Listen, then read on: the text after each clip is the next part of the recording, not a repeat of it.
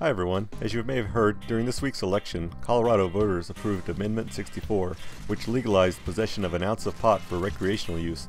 Washington State also approved a similar measure. So, what do stoners normally do? They smoke a bowl and play some Call of Duty, right? Just kidding. But here's some recent free-for-all gameplay to get us psyched up for next week's Black Ops 2 release. Yes, I recorded this, but no, I didn't smoke any. Well, I tried, but didn't inhale. Sorry, very old joke.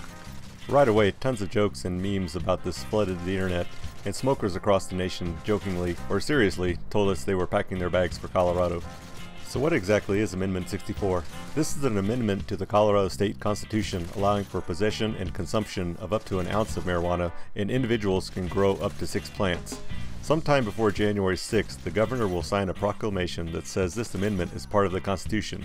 This will supersede any state or local law that conflicts with it. However, local governments can opt out of the directives, but it's not clear what this really means. Does that then supersede the earlier override I mentioned? Will possession be illegal in certain counties, kind of like how some states have dry counties? This remains to be seen.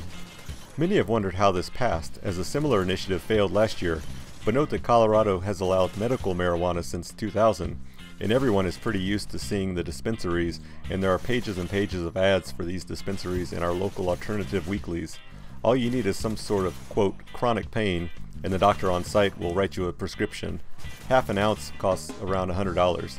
Interestingly enough, these dispensaries have either succeeded or failed based on typical business principles like any other business. The price has also been driven way down due to immense competition and driven out many owners. So maybe to many Coloradans, they treat this as just another form of business, and since crime rates or addiction levels have not skyrocketed, they figure why not regulate marijuana like alcohol? Why treat it separately as an illegal substance? Now the biggest wrinkle with this law is that possession remains illegal under federal law. Note that the feds have stayed out of the medical marijuana business in Colorado and have respected Colorado's law in this area, but it remains to be seen how the feds will act in both personal and business handling of marijuana.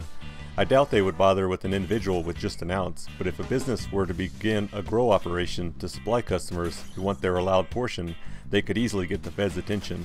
And under federal law, possession of large amounts can lead to lengthy jail terms and big fines.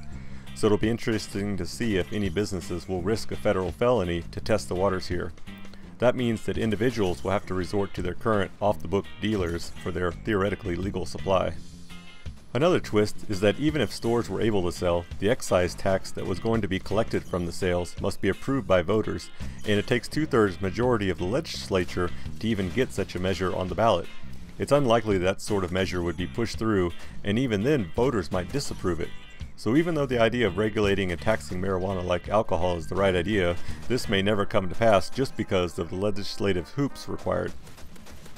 So even though there is much rejoicing among the smokers and the libertarian-minded Coloradans when this passed, there really are more questions than answers at this time concerning taxation, regulation, and the commerce behind a legal marijuana economy.